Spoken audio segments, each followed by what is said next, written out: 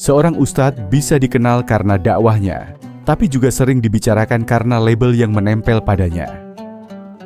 Nama Ustadz Khalid Basalamah tak jarang dikaitkan dengan sebutan Salafi, bahkan Wahabi. Label itu terus beredar, diperdebatkan, dan dipakai untuk menilai. Pertanyaannya, bagaimana beliau sendiri menanggapi semua tuduhan itu? Kali ini, Ustadz Khalid Basalamah menjawab secara jujur siapa dia sebenarnya. Assalamualaikum warahmatullahi wabarakatuh.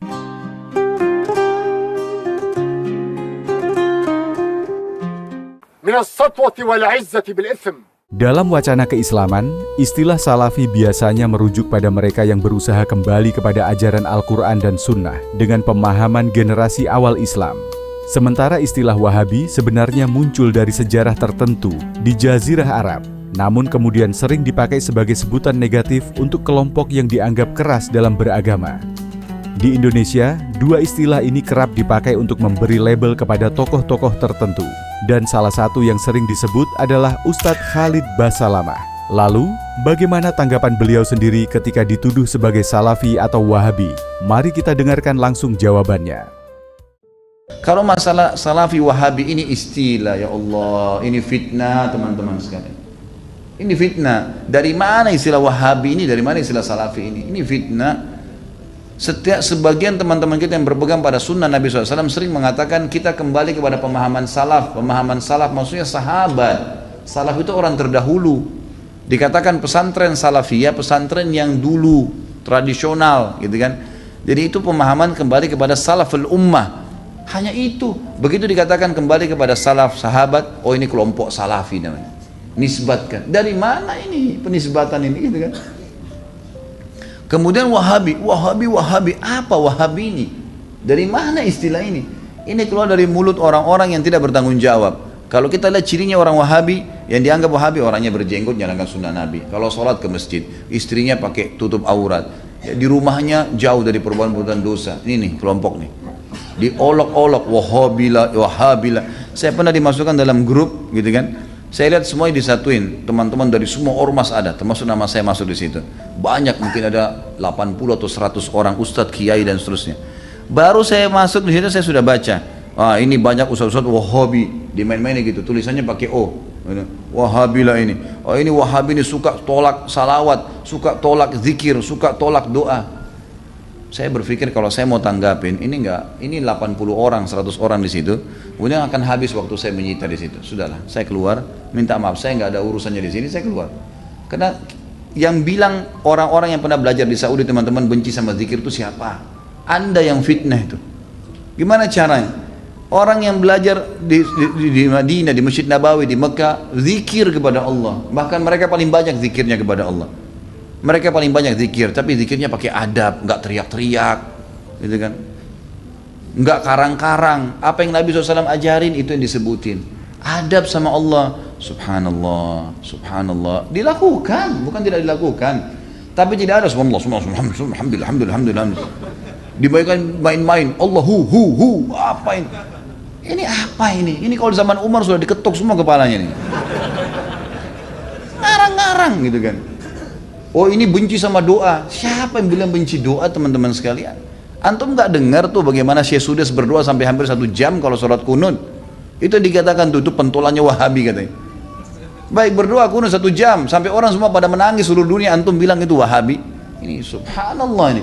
Benci doa itu namanya? Ajib. Sesuatu yang aneh gitu. Bagi saya tuduhan-tuduhan yang tidak beralasan sama sekali. Nggak beralasan nih. Yang penting dari Saudi Wahabi, gitu kan? Saya sampai waktu mau berangkat ke Saudi, awal saya mau belajar tahun 90, teman-teman ayah saya sempat titip pesan dari kota Makassar, Khalid, nanti kamu ke Saudi, ambil ilmunya tapi jangan jadi Wahabi. Baik, saya berangkat 6 bulan pertama teman-teman sekalian, semua guru yang masuk saya ketakutan lihat. Ini Wahabi nih. Apa ini Wahabi nih? Mau yang menakutkan ini. Kena wanti-wanti begitu. Lama-lama setelah guru masuk, setiap guru masuk di Madinah, wallahi saya bersumpah atas nama Allah teman-teman sekalian, tidak pernah ada sebutan nama Wahabi. Saya tidak pernah dengar kata-kata Wahabi dari mulut mereka. Wallah, yang ada cuman qala Allah, qala Rasul. Allah berfirman, Rasulullah bersabda. Wallahi, saya sumpah di sini, di masjid ini memang begitu ajarannya. Begitu ajarannya, qala Allah, qala Rasul, qala Allah, qala Rasul, selalu. Atau diikuti dengan penjelasan Ibnu Abbas, sahabat, Ibnu Umar, sahabat, nih pemahamannya mereka, ini pemahamannya sahabat tentang ayat ini, tentang hadis ini, itu yang kita pelajarin. Dan kalau ada masalah fikih didatangkan 4 madhab semua. Imam Syafi'i bilang begini, ini dalilnya. Imam Ahmad bilang begini, ini dalilnya. Imam Malik bilang begini, Abu Hanifah begini, dalilnya. Jelas, semuanya begitu. Setelah 6 bulan saya berpikir, kok saya harus takut dengan orang-orang seperti ini ilmu semua disampaikan, gitu kan? Ilmu semua. Dan bagaimana mempertemukan antara ambil ilmunya, jangan jadi Wahabi. Bagaimana memahami? Saya nggak nyambung gitu. Gimana caranya? Gitu. Teman-teman sekalian, saya kasih jawaban secara akal sehat. Rasulullah SAW lahir di mana? Di Mekah. Ya, 13 tahun fase turunnya ayat-ayat Makkiyah di mana? Di Mekah. Baik. Setelah itu Nabi SAW hijrah ke Madinah. Berapa tahun Nabi di Madinah? 10 tahun. Sampai meninggal kan? Kuburannya ada di sana. Demi Allah, Mekah sama Madinah markas Islam. Ada orang mengatakan itu markas Wahabi, markas ini tempat Nabimu lahir dan mati. Kok gimana sih? Lalu dikatakan itu ajarannya tidak benar, yang sesat. Padahal kalau kita duduk di majelisnya ulama, ini Rasulullah bersabda, ayat Al-Quran dalam surah ini, selalu itu. Silakan saya tantang siapapun teman-teman sekalian. Bukan tantang. Saya ajak anda kalau lagi umrah yang mengatakan Wahabi, tolong anda datang ke Masjid Nabawi, Masjid Haram Mekah, duduk di majelisnya salah satu ulama situ. Coba dengarin apa yang mereka bilang. Coba jangan, atau mau bertanya silakan. Pasti mereka jawab, hukumnya qala Allah berfirman surah ini, Rasulullah bersabda begini. Itu isinya.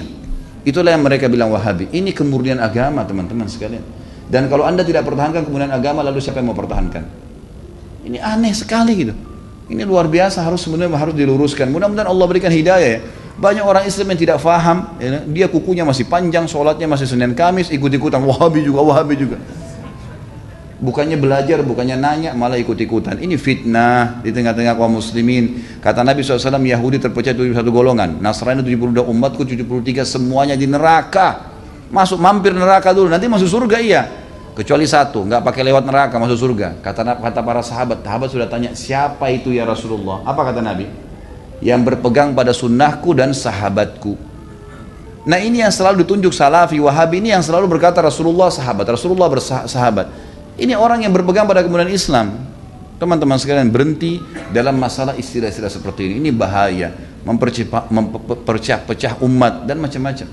Saya lihat beberapa di cuplikan YouTube saya, ada kata-kata di bawah. Oh ini pentulannya Wahabi nih. Ini mungkin ISIS nih.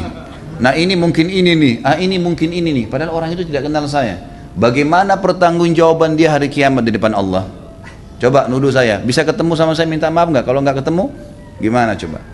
Saya bisa maafin, tapi dalam hukum Islam, kalau seseorang memfitnah saudaranya Muslim, menuduh sesuatu yang dia tidak punya ilmu, kan itu. Sudah dimaafin pun pada orang yang melakukan, orang-orang yang sedang difitnah, tetap hukum syar'i dia harus minta maaf. Kalau tidak, saya dapat pahala karena memaafkan, dia tetap dihukum sama Allah karena masih belum minta maaf. Variabelnya begitu kan, hukumnya begitu. Maka teman-teman berhenti dari fitnah ini. Kita ikut-ikutan, ini dikatakan teroris, kita juga ikut-ikutan teroris semua. Ini garis keras, ini kita katakan garis keras. Belajar. Kita punya mata bisa melihat, telinga bisa mendengar, hati bisa berpikir, bisa merenungi. Dengar dong dulu, gitu kan? Apa yang disampaikan? Kalau disampaikan benar, terima. Kan itu. Teman-teman yang dituduh dengan istilah ini hanya betul-betul kembali kepada kemudian Al-Quran dan Sunnah. Itu. Coba hadiri pengajiannya pasti selalu qala Allah, qala Rasul. Qala Allah, qala Rasul. Ini ajaran Islam teman-teman.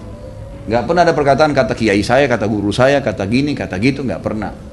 Anda boleh ikuti ceramah saya, kalau saya pernah katakan ini kata si fulan, ini sudah jauh. Kalau Allah, kalau Rasul. Ada tanggapan ulama yang merincikan mungkin atau menyampaikan, itu mungkin. Ini Allahu a'lam. Mudah-mudahan Allah perbaikin keadaan.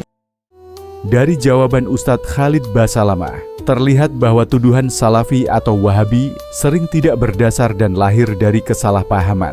Istilah itu, menurut beliau, memiliki sejarah dan konteks tertentu, namun sering digunakan sebagai label negatif untuk menilai seseorang yang berpegang pada sunnah Nabi. Dari sisi keilmuan, Ustadz Khalid Basalamah tidak jauh berbeda dengan ustadz lain. Ia punya pandangan sendiri, dan memang kadang berbeda, bahkan berseberangan. Tapi ini adalah wilayah khilafiyah. Jika kita tak sependapat, cukup berjalan di jalan kita masing-masing, tanpa menebar tuduhan. Bukankah sebaik-baik muslim adalah yang paling baik akhlaknya? Wassalamualaikum warahmatullahi wabarakatuh.